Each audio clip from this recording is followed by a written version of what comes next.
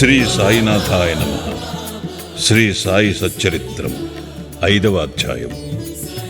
చాంద్ పాటీలు పెండ్లి బృందముతో కలిసి బాబా తిరిగి షిరిడీకి రాక, సాయి అను నామము, ఇతర యోగులతో సహవాసము, పాదుకుల చరిత్ర, మొహియుద్దీన్తో కుస్తీ, జీవితములో మార్పు, నీళ్లను నూనెగా మార్చుట, జవహర్ అలీ అను కపట గురువు, పెండ్లివారితో కలిసి బాబా తిరిగి షిరిడీకి వచ్చుట. ఔరంగాబాద్ జిల్లాలో ధూప్ అను గ్రామము కలదు. అచ్చట ధనికుడగు మహమ్మదీయుడొకడుండెను. అతని పేరు చాంద్ పాటీల్. ఔరంగాబాదు పోవుచుండగా అతని గుర్రము తప్పిపోయాను. 2 మాసములు వెతికినను దాని ఎంతు దొరకకుండెను. అతడు నిరాశ చెంది భుజముపై జీను వేసుకుని ఔరంగాబాదు నుండి ధూప్ గ్రామమునకు పోవుచుండెను. సుమారు 9 మైళ్ళు నడిచిన పిమ్మట ఒక మామిడి చెట్టు వద్దకు వచ్చాను.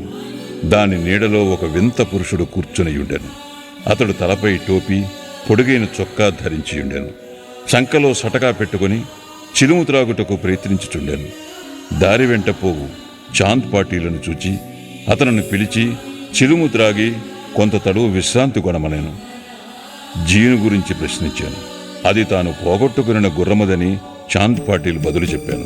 ఆ దగ్గరలోనే ఉన్న కాలువ పక్కన వెతకమని ఫకీరు చెప్పాను.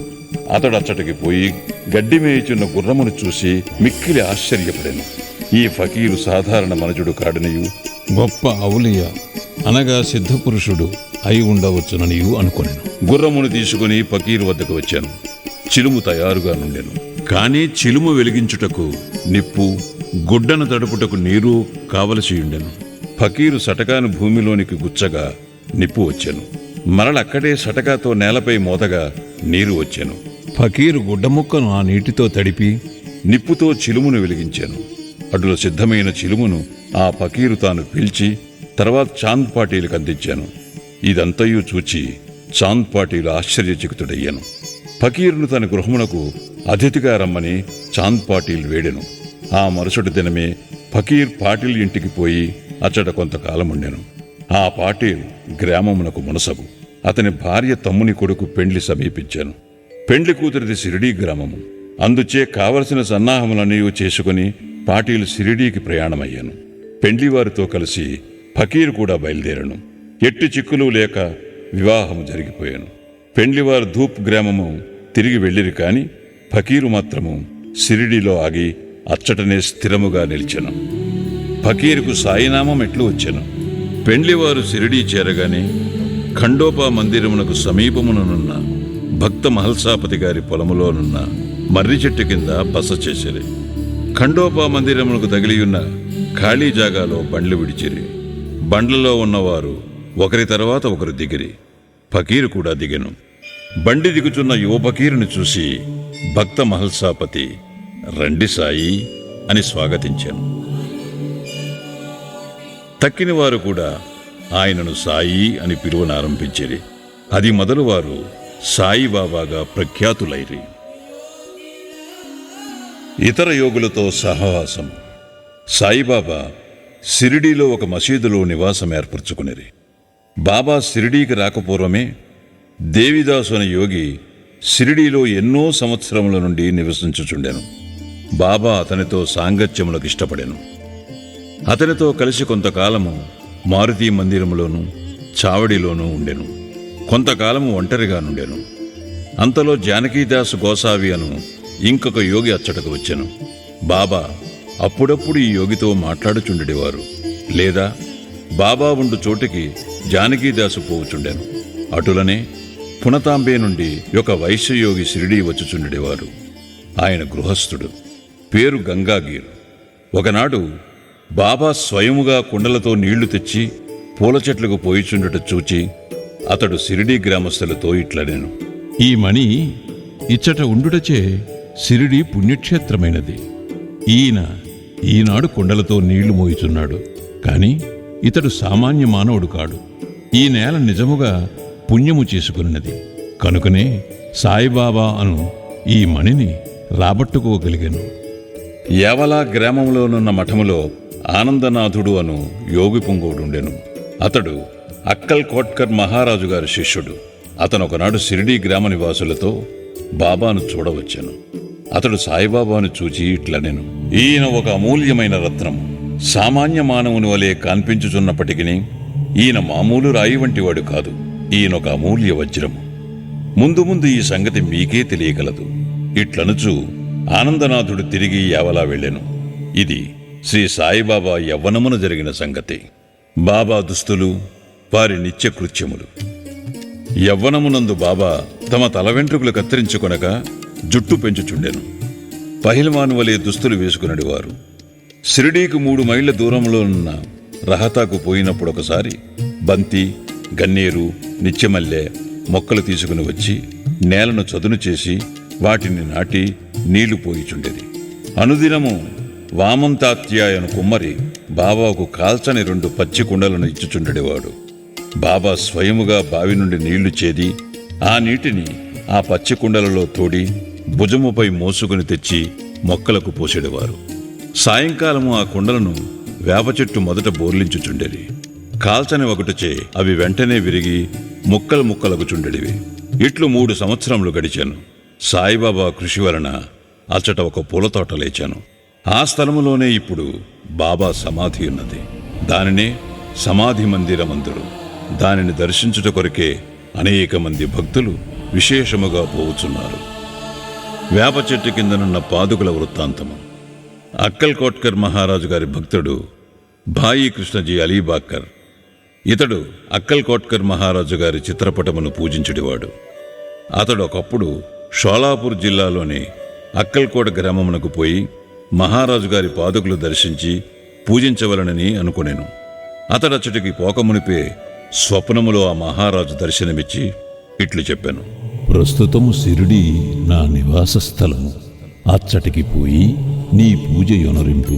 అందుచే అక్కల్కోట పోవలనను తన నిర్ణయమును మార్చుకొని భాయి కృష్ణజీ షిరిడీ చేరి బాబాను పూజించి అచ్చటనే 6 మాసములు ఆనందముతో గడిపెను. దీని జ్ఞాపకార్థము పాదుకులు చేయించి శ్రావణ మాసములోనొక శుభదినమున వేప చెట్టు కింద ప్రతిష్ఠ చేయించెను. ఇది 1834 శ్రావణ మాసములో, అనగా క్రీస్తు శకం 1912లో జరిగెను. దాదా కేల్కర్, ఉపాసినీ బాబా అనువారు పూజను శాస్త్రోక్తముగా జరిపిరి. దీక్షిత్ అను బ్రాహ్మణుడు పాదుకుల నిత్యపూజకు నియమించబడెను. దీనిని పర్యవేక్షించు బాధ్యత భక్త సగన్మేర్ నాయక్ అప్పగించబడినది. ఈ కథ యొక్క పూర్తి వివరములు. ఠానే వాస్తవ్యుడైన శ్రీ బివి దేవ్ బాబాకి గొప్ప భక్తుడు. వీరు మామల్తదారుగా పదవి విరమణ చేసిరి. వేప చెట్టు కింద ప్రతిష్ఠింపబడిన పాదుకులకు సంబంధించిన వివరములన్నీ సగన్మేర్ నాయక్ మరియు గోవింద్ కమలాకర్ దీక్షితుల నుండి సేకరించి పాదుకుల పూర్తి వృత్తాంతము శ్రీ సాయిలీల మాసపత్రిక 2వ సంపుటము మొదటి సంచిక 25వ పేజీలో ఈ రీతిగా ప్రచురించినారు. 1912వ సంవత్సరములో బొంబాయి నుండి డాక్టర్ రామారావు కొఠారే అనునతడు షిరిడీ వచ్చెను. వానితో పాటుగా అతని కాంపౌండరును మరియు అతని మిత్రుడైన భాయ్ కృష్ణజీ అలీబాకర్ అనునతుడును వెంట వచ్చిరి. షిరిడీలో వారు సగున్మేరు నాయక్కు, జీకే దీక్షితుకు సన్నిహితులైరి. అనేక విషయములు తమలో తాము చర్చించుకున్నప్పుడు సంభాషణావశాత్తు బాబా ప్రప్రథమం షిరిడీ ప్రవేశించి వేప చెట్టు కింద తపస్సు చేసిన దాని జ్ఞాపకార్థము బాబా పాదుకలు ఆ వేప చెట్టు కింద ప్రతిష్ఠించవలనని నిశ్చయించుకునేది. పాదుకలను రాతితో చెక్కించుటకు నిర్ణయించింది. ఈ సంగతి డాక్టర్ రామారావు కొఠారేకు తెలిపినచో ఆయన చక్కని పాదుకలు చెక్కించదరని భాయ్ కృష్ణజీ మిత్రుడైన కాంపౌండర్ సలహానిచ్చాను. అందరూ ఈ సలహాకు సమ్మతించిరి. అప్పటికి బొంబాయి తిరిగి వెళ్లిన డాక్టర్ గారికి ఈ విషయం తెలియపరిచిరి. వారు వెంటనే మరల షిరిడీ వచ్చి పాదుకల నమూనా వ్రాయించి ఖండోబా మందిరమందున్న ఉపాసినీ మహారాజు వద్దకు పోయి తాము వ్రాసిన పాదుకల నమూనాను చూపిరి. శ్రీ ఉపాసిని దానిలో కొన్ని మార్పులను చేసి పద్మము, శంఖము, చక్రము మొదలగునవి చేర్చి బాబా యోగశక్తిని, వేప చెట్టు గొప్పతనమును తెలుపు ఈ క్రింది శ్లోకమును కూడా చెక్కించమనిరి. సదా నింబ వృక్షస్య మూలాధివాసాత్ సుధాశ్రావిణం తిక్తమప్యప్రియంతం తరుం కల్పవృక్షాధికం సాధయంతం నమామీశ్వరం సద్గురుం సాయినాథం. ఉపాసనీ సలహాలను ఆమోదించి పాదుకులు బొంబాయిలో చేయించి కాంపౌండర్ ద్వారా పంపిరి. శ్రావణ పౌర్ణమి నాడు స్థాపన చేయమని బాబా ఆజ్ఞాపించాను. ఆనాడు 11 గంటలకు జీకే దీక్షిత్ తన శిరస్సుపై పాదుకులు పెట్టుకుని ఖండోబా మందిరము నుండి ద్వారకామాయికి ఉత్సవముతో వచ్చిరి. బాబా ఆ పాదుకులను స్పృశించి అవి భగవంతుని పాదుకులని నుడివెను. వానిని వేప చెట్టు మూలమున ప్రతిష్ఠింపుడని ఆదేశించెను. ఆ ముందు రోజు బొంబాయి నుండి పాస్తా సేట్ అని పార్సీ భక్తుడొకడు మనీ ఆర్డర్ ద్వారా 25 రూపాయలు పంపియుండెను. బాబా ఆ పైకము పాదుగా ప్రతిష్టకు ఖర్చు నిమిత్తమిచ్చెను. మొత్తము 100 రూపాయలు ఖర్చయినవి. అందులో 75 రూపాయలు చందాల ద్వారా వసూలు చేసేది.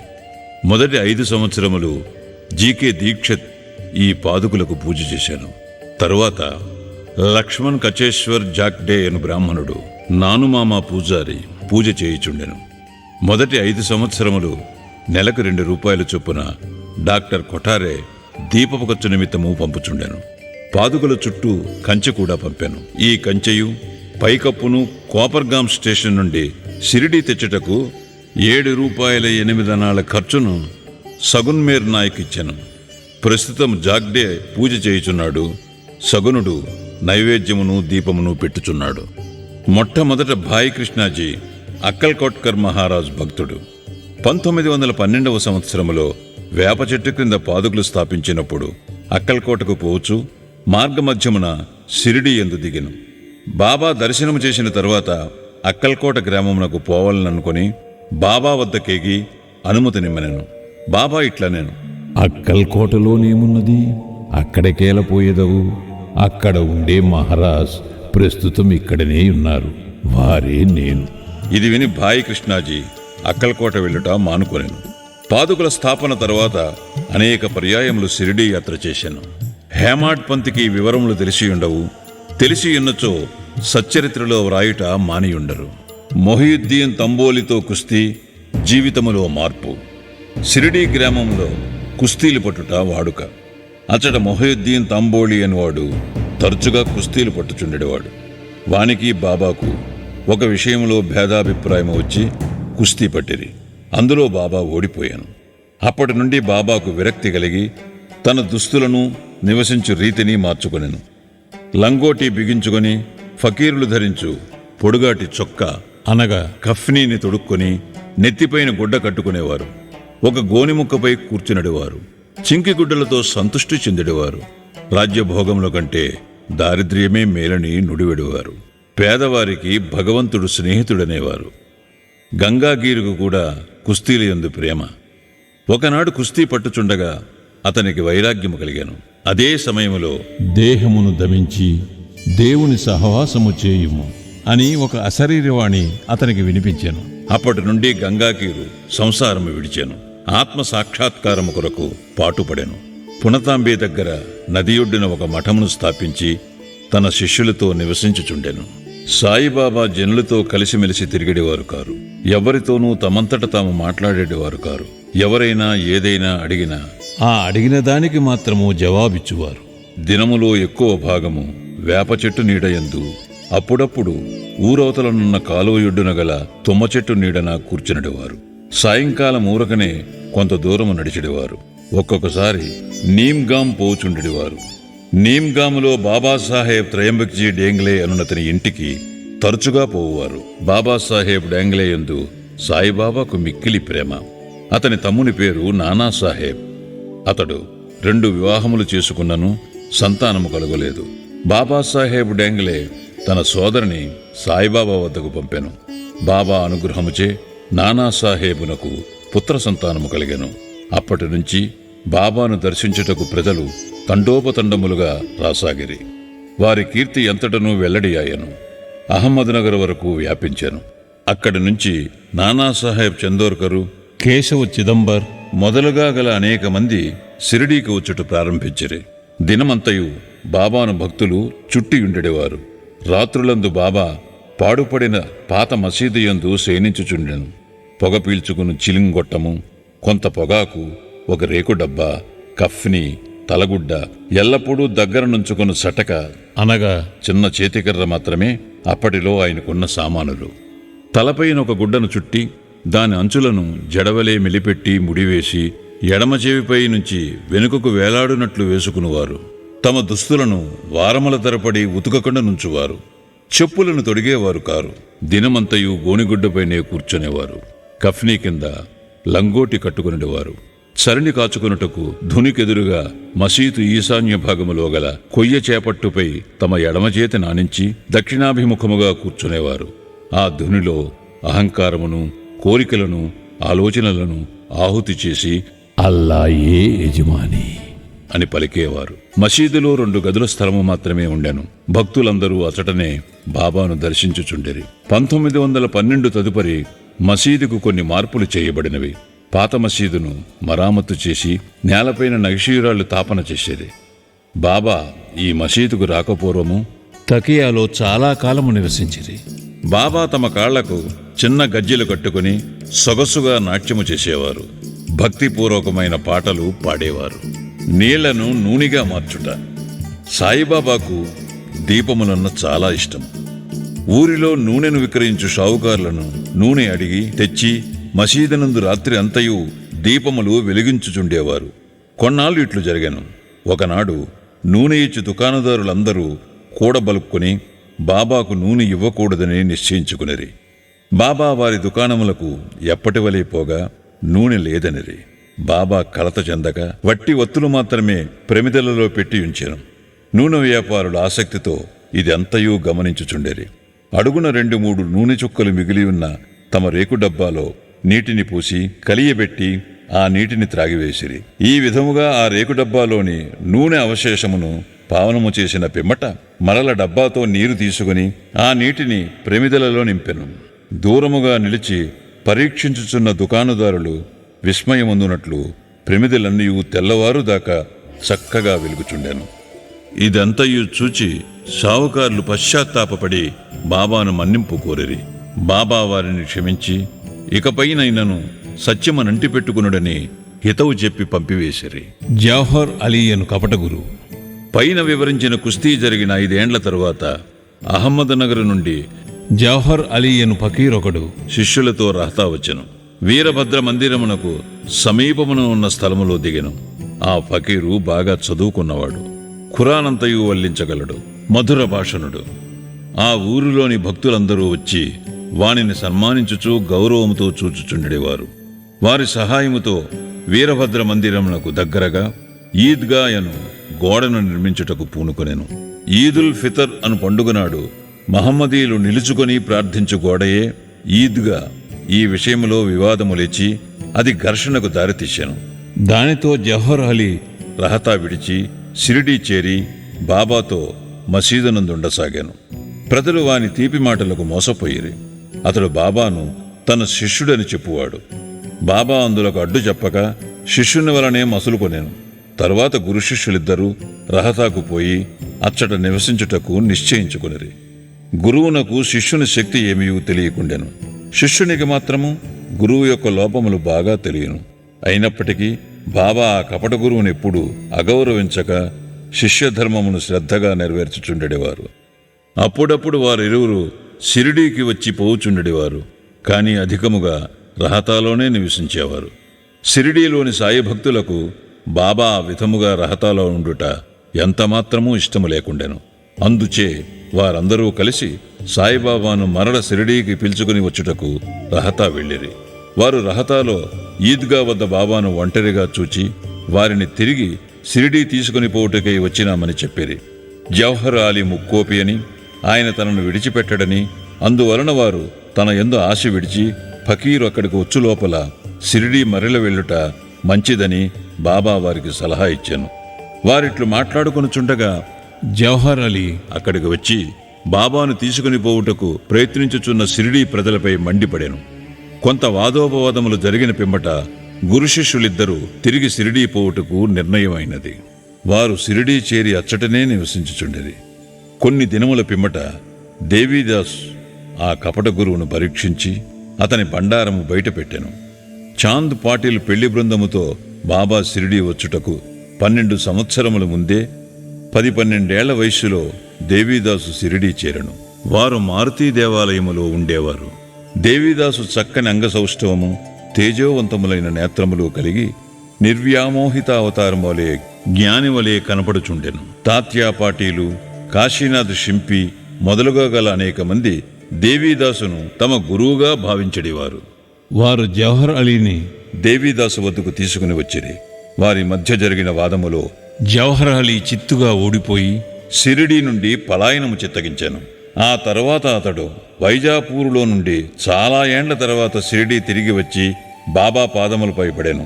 తాను గురువు, సాయిబాబా శిష్యుడను భ్రమ వాని మనస్సు నుండి తొలగి తన ప్రవర్తనకు పశ్చాత్తాపపడెను.